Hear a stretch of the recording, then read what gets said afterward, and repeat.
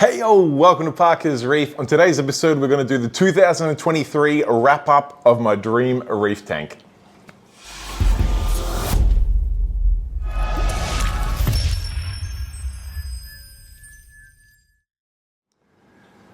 Alright, thank you for joining me on yet another, the final Parker's Reef episode for 2023. It's been a massive year for this channel, and I figured it would be fitting to have our final video of the year right here in front of the Dream Reef Tank, because it's been a huge year for both the channel and also the Dream Reef Tank. So I wanted to take the opportunity to do a video just to go over some of the things that have been going not so good in the Dream Reef Tank, and of course some of the things that have been doing well on the Dream Reef Tank. Maybe talk about a couple of the equipment changes and maybe some of the upcoming equipment changes, and of course give a massive thank you to all of my channel members and channel subscribers who make this possible. So we may as well jump into it. We'll start off with the bad news and then we'll roll into the good news.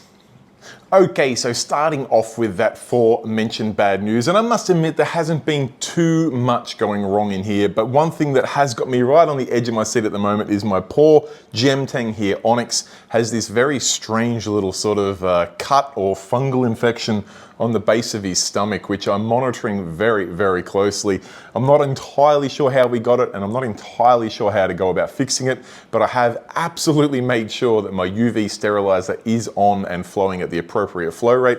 And I have also been dosing a little bit of this Easy Life Vogel, which is meant to be a bit of an antibiotic. It's completely invert and coral safe, and I figured it won't hurt. I know the Australian distributor of this, and he swears by this product, so I figured I would dose the recommended amount into my tank. And I've got to say, whilst Onyx hasn't healed completely yet, I'm only day 2 into the treatment, it hasn't got any worse, so I'm absolutely crossing my fingers that he pulls through, because one, he's a real member of the family now, is one of the first few fish in this tank, and 2, well, I guess 2 is also super expensive to replace, but 3, it's going to be super difficult to add another gem tang to this tank now, because this big guy here, Luca, my Atlantic Blue, is pretty aggressive now, and any new fish that goes in, particularly a tang, he does like to seek them out. So I'm really rooting for Onyx to pull through. He's still super active, eating plenty. I do get my seaweed clip out every single day at the moment, because he is super active at that seaweed clip. So I figure the most amount of food I can get into that gem tang, the better. So I'm making sure I give him a huge varied diet. I'm giving him stick-on tabs from Sarah. I'm giving him the couple of different types of Norid on that clip. Obviously giving him marine mix and mysis, and also a few pellets as well. And I got to say, he eats absolutely every single thing I put in the tank. So with the medication, the UV, and the certain supply of food, I'm hoping he pulls through. But I guess it's one of these things where you just cross your fingers and watch this space. All right, now the next and probably the last thing that's really not gone perfectly to plan on this Dream Reef Tank over the last month or so has been a couple of coral deaths, and some of those have been somewhat explainable, some of them not so much. So starting off with some of the explainable ones, there was just a lot of coral growing into each other. I have had some pieces just shade themselves, shade other pieces, and just grow over other pieces where I've been a little bit maybe lax in doing my trimmings, and I don't mind that too much, because it's a little bit of a role that sometimes you get this nice little wall that they form and grow next to each other, get this really natural look.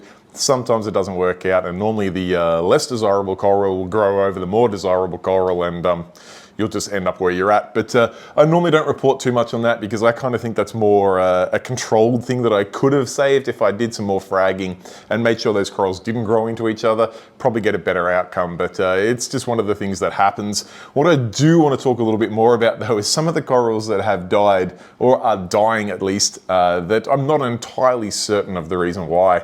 Maybe I'll start off at this end up here with my hammers. You may notice my hammer garden's not quite as full and as luscious as it normally is, and I've just been monitoring this. I am suspecting, I don't know for sure, but I am suspecting this guy here, my Australian stripey, I have seen him a couple of times come over and just have a little bit of a nip in the area, and it has always been one of those things that's a matter of when, not so much if, the Australian stripey decides to have a little nibble on my LPS. So funnily enough, there's a few hammers in there that he just never seems to go near, but there's a few that he has. And one of the hammers over here has basically half receded. You can see that he does go over and nip at that one, but that could well be because there is some dying flesh, so he's just cleaning it up, or it could well be that he was the cause. I'm not sure. And then this hammer over here, this model one, which I haven't been too drastic in trying to save it because it's not my favorite hammer, but it has just slowly receded away. And again, I see the stripey go over there and nip at it. Also, my hybrid angel here, he has gone over and nipped it as he eats an SPS polyp on cue. He has gone over there and had a little nip at that as well. But again, I'm not sure if it's the cause or the symptom, but one thing I can tell you for certain is Prius, the hybrid angel, will not be leaving the tank, but Barry, the Australian stripey, just might. So there is quite a few Aptasia in the tank, and I don't see the Australian stripey going at those anymore. He's probably a little bit big for that sort of level of activity now, so it might be time to take him out, find a new home for him, and maybe start off with a real little stripey around the size of a thumbnail. We'll see how that goes. I am just monitoring at the moment. I probably should get the trap out while I am on holidays, or at least working from home, so I can sort of put a little bit of time and effort into catching him. But it's one of those things I'm just kind of hoping it goes away. It's probably really bad advice, but I am watching fairly closely and just making sure he doesn't nip those hammers beyond repair. All right, moving along to the next coral that has struggled, and this one, I just noticed my angel just knocked it off, which was a little bit interesting. Maybe the foxface, actually. Someone had a little nibble on it and just dropped it off the rock, but it's not a problem because it's a dead frag now anyway. I did have a Jason Fox flame, which I just had over at this end here. You may remember from my previous videos, I had a little garden here of just frags that were acclimating into the system, and I say acclimating, but in reality, I just hadn't found a spot to put them yet, so I sat them on these really nifty little Java Reef frag rocks, which I'll put on screen for you now, which are a really nice heavy sort of base with a hole for a frag tile on the top. Super easy to just put SPS frags in the tank. It keeps them up off the sand and stops them blowing around and getting knocked over, but just gives you the ability to move them, and it takes some time to think about where you want to put them in the tank. Well, I had a Jason Fox flame frag here. I say frag, it had grown into be a pretty decent sort of size, maybe 2 or 3 fingers worth of growth, and completely covered over the tile, and I'd really started to grow in. I put that into a really prominent spot here, just where my gem tang is now, just on the rock there, and I have had a few SPS corals die there, and this went from beautiful, vibrant colors to pretty much white overnight.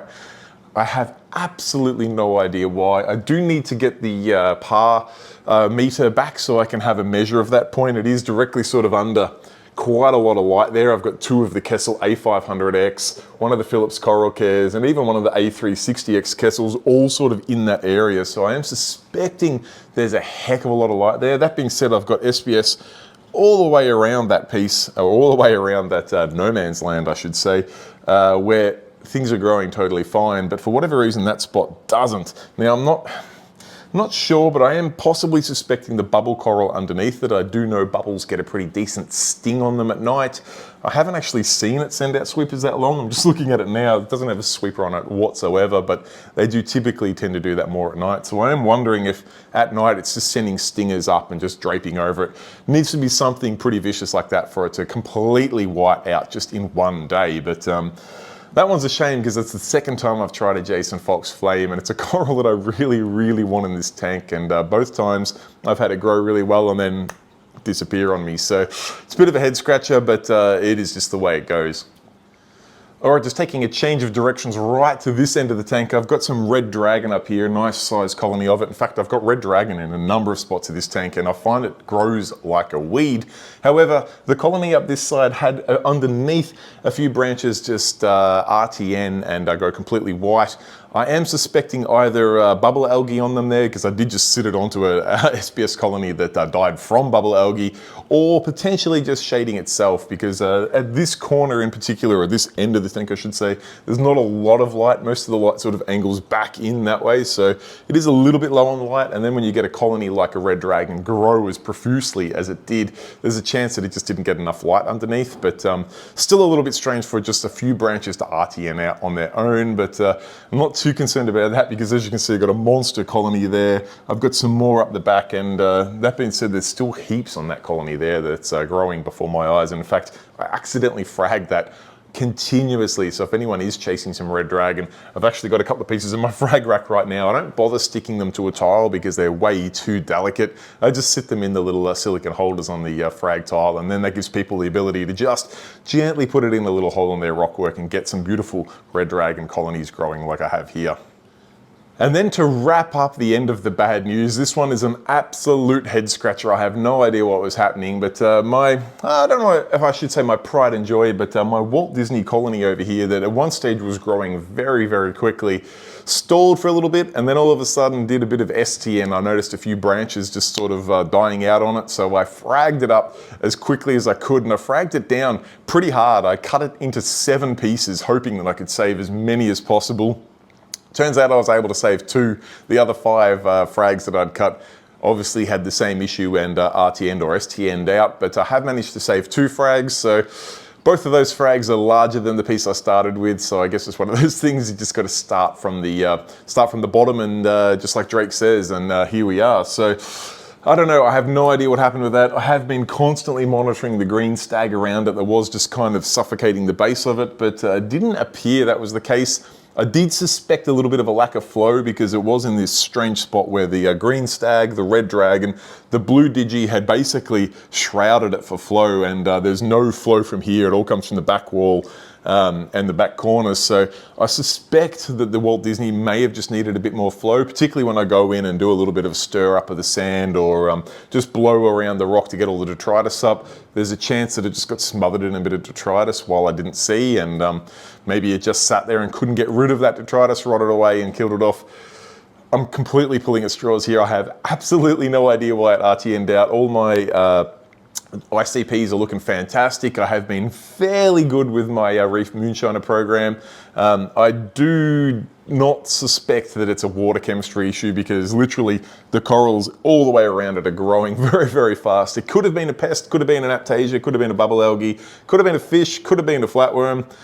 I'm not sure. I think it was potentially a lack of flow, which will lead on to probably our next topic, which was a little bit of an equipment change. You probably can't see from the camera there, but I have just added another Nero 7 in the back corner there, just because I had noticed in the sort of the snail graveyard at the back of that main bommy there was a real lack of flow, and there was quite a bit of detritus just sitting there on the sand and turning pretty dark and yucky. So I've just got another Nero 7 there. So I now have Nero 7s in the bottom on the back corner pointing inwards, just to ensure there is still a bit of flow behind the rockwork there, because it was looking a little bit nasty, and just wanted to make sure that I kept on top of that. So another Nero 7 in there, and so far so good. This one does seem to be better than the first one I got. I can run it at slower speeds. I can run it at higher speeds without it making a noise, and lower speeds without it stalling. So I think I may have just been a bit unlucky on the first one, which still works fine as long as I keep it around 40 to 60% in speed. If I go lower than 40, it just stops running. If I go above 60, it's pretty noisy. So I think it might be a bit of a lemon, but the new Nero 7 seems to be working a treat. So fingers crossed that's all good.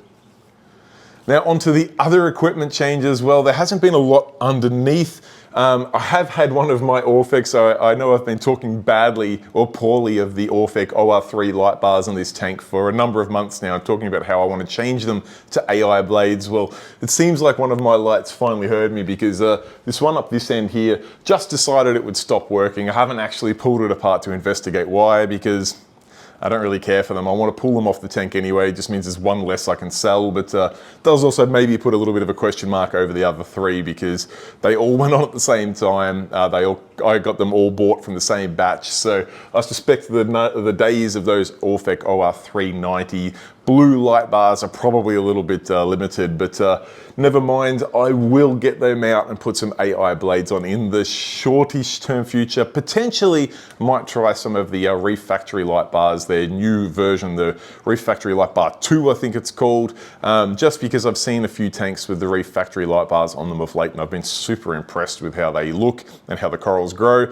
That being said, the price point of the AI blades, particularly when you're putting 4 of them above the tank, is super, super tempting. So perhaps I'll get my hands on both and do a little bit of a cross comparison review, and we'll go from there.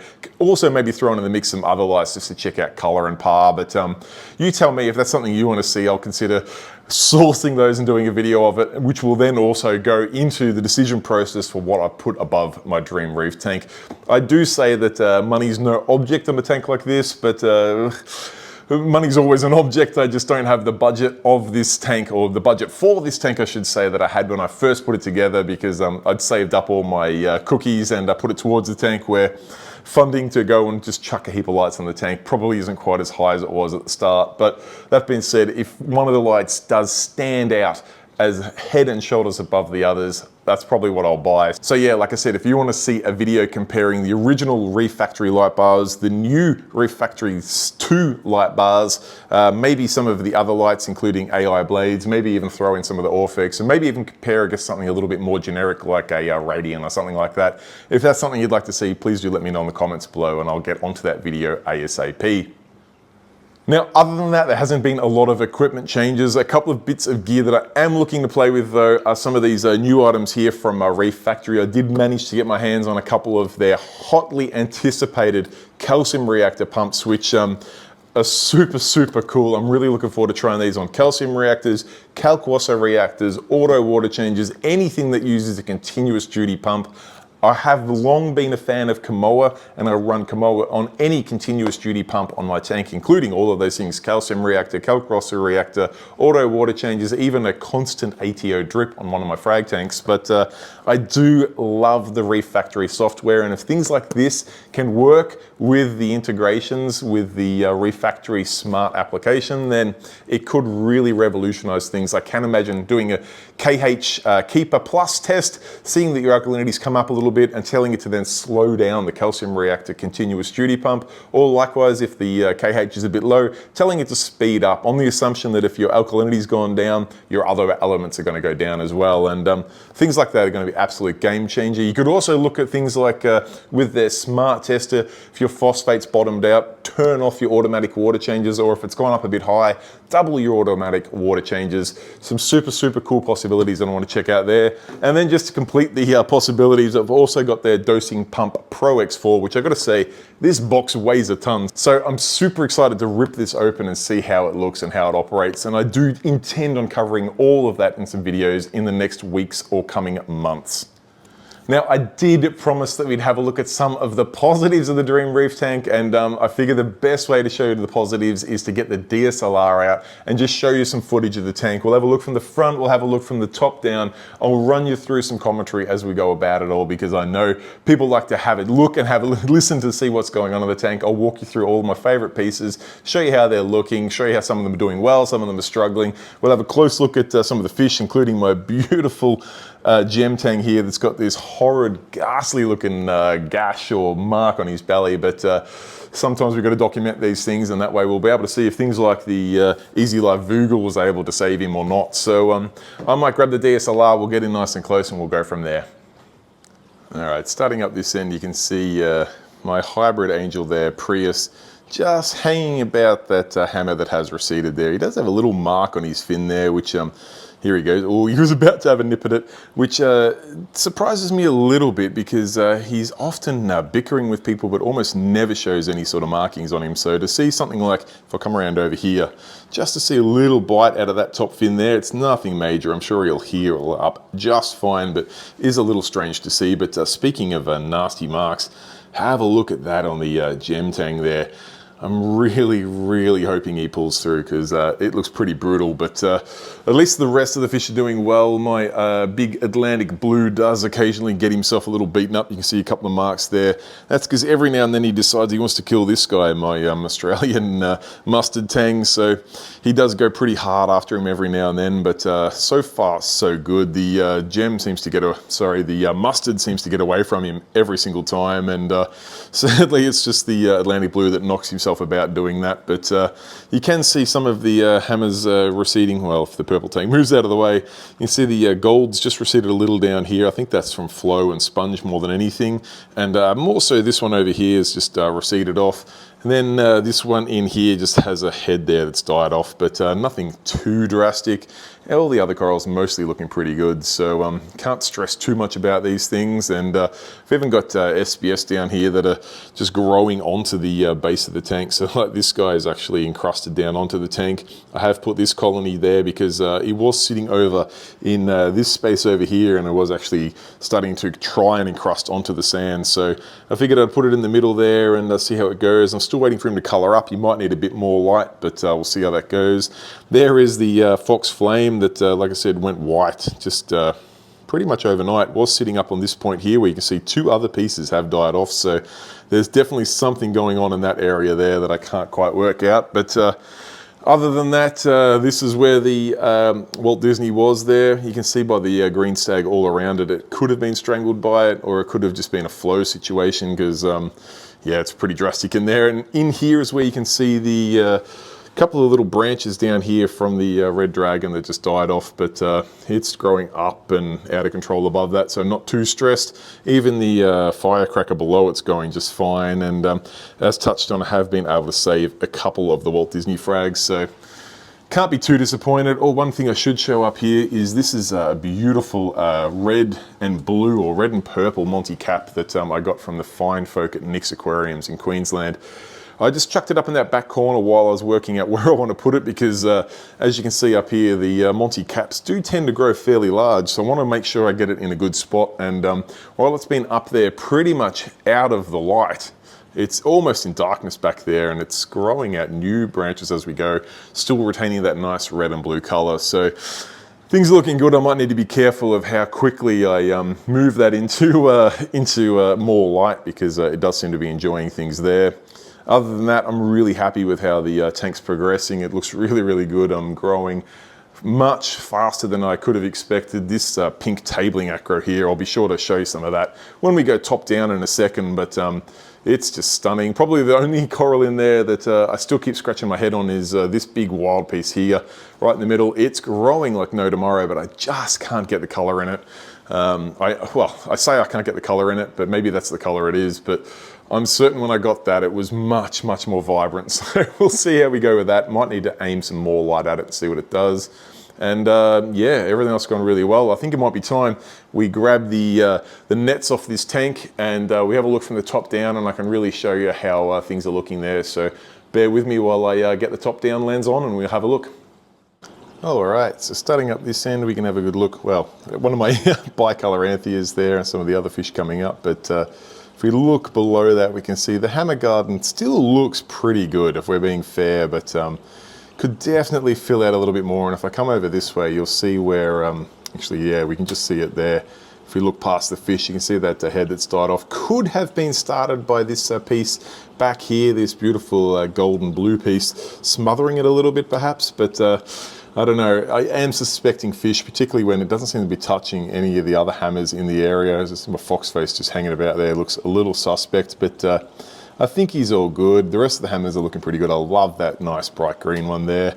And this guy here, this one with the long extensions, has caused me trouble before and could be related potentially to the die-off on that model there with its long extended sweepers going out, but never can be too sure. My gold torch, if I get that on screen, which is just below that anthea down there, I don't know how I managed to keep that gold torch alive. I know they are usually a really finicky coral, and that one does not get the best of care. You can see it's pretty much completely shaded under the gigantic red Monty Cap. You can't actually tell how big that is until you see from the top down. It just goes and goes and goes and goes, which is why I am taking my time working out the placement of that other Monty Cap. But the gold torch down there seems to be surviving despite getting flow from really only one direction. It just smashes that front wall of it. Little light in there. It seems to survive, and some of the other fish like to come and sit on it. My sand perch comes and sits on it. You can see the sand perch just there. He normally goes along and sits on it. That's Percy, the sand perch. But yeah, the gold torch keeps surviving there. When I've put gold torch in other spots, which look to be primo locations, real nice gentle flow, really nice amount of light, they end up dying out on me. So I'm hesitant to move that gold torch. It seems to somehow survive. They never look super happy, but on the same hand, it never dies. So I'm just going to leave that there. I do love this chalice down there. If you can see it just next to the hammers there, it's gold, blue and maroon. Really cool piece, just growing out there. And this beautiful Rhodactis that I picked up from Shan. If you haven't seen the tank tour I did of his tank, beautiful Cade Peninsula, please do check that out. But I did briefly touch on this gigantic red cap, and have a look at how gigantic it is. Like I said, when you see these things from the top down, it is just something else. It just goes and goes and goes. Beautiful color. It does, of course, trap plenty of detritus and gets random dead snail shells and stuff on it, but I do my best to give it a little turkey baste every now and then and just keep it on track. But you can see, obviously, the piece that was in next to it there got smothered out, but I did take the opportunity to grab the pink digi that was also sort of getting lost with the other digis and put it out on its own there, and it seems to be doing really well. It gives a really nice contrasting shape and color, so I am pleased with that. And it does just kind of hide the dead acro underneath it. I did also put some other frags over there. You can see they're going along just fine, and things like my green goblin, if we can get around, it is doing just nice under the blue stag there. It probably doesn't look the best from top down. It looks better from the front because the blue stag tends to hide it a bit. But maybe we talk about the blue stag because it's a gorgeous, gorgeous color and is so nice and fluffy. Western Australian blue stag. This is as good as it gets in my opinion. I love blue colored SBS, and this thing is just to die for. The color, the polyp extension, everything's gorgeous. But I was talking about Monty Cap, and I have to talk about one of my favorite pieces back here, and that's my Sunfire grafted Monty Cap. It too is getting rather large as I just try to reach the camera far enough to the back there so you can see it all. Really nice yellow polyps, a good amount of red bleed through. I am curious to see how things go when these two touch over here. They're just starting to, the red cap and the Sunfire cap are just starting to kiss a little bit, so super curious to see what happens there. Keeping an eye on it, but so far both of those caps look really nice and are probably some of the showpiece corals in the tank. Talking about blue corals, I've got this really nice blue piece here. It's kind of a smooth skin, doing really well. Got a strawberry shortcake there. I do have a nice pokey down there. Well, I say nice, it's a green pokey, but someone asked me for a frag of that recently. I just said, dude, there's no way known I can get down there and reach that. I apologize, but that's just the way some things go. Whoop, let's lift the camera out of the water there, just because you can see how close we're getting to this beautiful Dustin's cousin. This thing is an absolutely gigantic colony. It just grows and grows and grows. You cut it back and it grows and grows and grows. It's actually really difficult to show the size of this because it is so close to the water surface here, and rather not bust my camera or top-down lens. I'm getting up too close to it, but it's a massive, massive colony and just goes for days. But it's an interesting one when you get that into a lower light situation. The green really comes out in it, and as you can imagine here, it's in a super high light location, and it's just bright, bright blue. I actually prefer it when it's green, so when I do occasionally accidentally bump frags off it and they fall down onto the sand under a bit of a ledge, they go bright green, and in my opinion it looks way better there, but that's all right. It's the way these things go. Down on the ledge there, I've got a beautiful Bernardipora. It's getting really nice extension now, which makes it look like a goni, but it is a Bernardipora, and you can see the goni next to it there, super bright toxic piece. I am wondering if I should move my other goni, which will just pan back over this way. Down there, sitting on the sand there, it just gets sat on all the time, particularly by my sand perch, and never gets massive polyp extension anymore. So I am contemplating moving this SBS frag off there and sitting it in next to the the Bernardipora and the goni, but sometimes you got to let things go and see what happens. Heading around to the front of this one here, got a nice little bowerbanky down there, red and blue bowerbanky, which was just like a $35 or maybe a $60 Australian piece I picked up. Absolutely love it. Been in the tank for a long time, hasn't grown much, but they're just interesting colors to have. I got some Forest Fire Digi trying to make its way out from the Dustin's cousin, the big blue guy there. I've got to keep trimming him back because otherwise that'll be all I have. And I should point out this beautiful candy cane down there, this super bright candy cane. That's one of the few pieces I did bring over from my last tank, and it's just smooshed in there, keeps growing. It's again probably one that looks better from the front than the top because it gets a little bit more airtime, I guess, from the front, but it's doing its thing. I do have my favorite blue smooth skin here. This one does get some random sort of die off down here. You can see it gets this algae sort of growing in it that dies off, but Thankfully for me, it's growing faster than it's dying, so you get a little dead patch in there here and there, but you get crazy growth coming out over the top of the candy cane there. So yeah, can't stress about these things too much. It does what it needs to do. And then I do have one of my red dragon colonies here, growing quite profusely, but in quite a narrow little real estate patch. So interesting to see how it goes. And then I've got this Monty, which I've talked about this Monty a few times. It's a really strange species of Monty that doesn't usually get collected for the aquarium trade, but I got a piece of it and I absolutely love it. It's, again, one that looks better from the front just because of its strange growth pattern, but you can see from the top down, it's polyps are really fine and delicate on there and just really gnarly growth pattern. Quite enjoy it. Moving back, if we can get over these corals without bumping into things, you see more Dustin's cousin there, loving life. Got a cherry bomb up here. In fact, I missed a cherry bomb over in the other bommy, but it's doing fine there. I've got an Australian green goblin there, not doing so fine. I think it's getting too much light, but you get that. Got this crazy, dense, thick blue SBS in there. That was the first acro I put in this tank, and it continues to continue on. Just keeps growing denser and denser and denser. At some stage, it's got to kind of try and branch out, but for now, it just keeps growing in on itself. Crazy nice color though, and like I said, it was the first SBS in this tank, so I don't mind it in there at all. Moving on to this piece, which I touched on earlier, I really want to see this color up. I think if it got to the colors that it had when I first got it, it was a wild collected piece, it'd be an absolute showstopper, and it still shows potential. Super bright tips in there, and if you really saturate up the image, it looks really, really nice, but to the eye, it's just got a bit more work to do. So we'll keep persisting with that one to see how we go. Moving on to my beautiful pink tabling acro. This is a piece that I really wanted in this tank. I really wanted to have a really bright tabling pink, and this just fit the bill perfectly. It's growing very, very fast. It does have some strange sort of sponginess in the back of it there. You can see just maybe where there's a little lack of flow, but the leading edges of it are bright, and you can see the white growth ring around there just as it is growing faster than the zooxanthellae can keep up. So super, super cool. Got Goni down there. Actually, it's an Alveo down there, and if I can get on the right angle, I'll show you that bubble coral down there. Yes, you can see that there, where I suspect is killing the pieces up on the ledge above it there, and you can see the fox flame down the bottom there. Not looking so great, particularly when it's knocked off its perch, but that is nature. Sometimes you get that.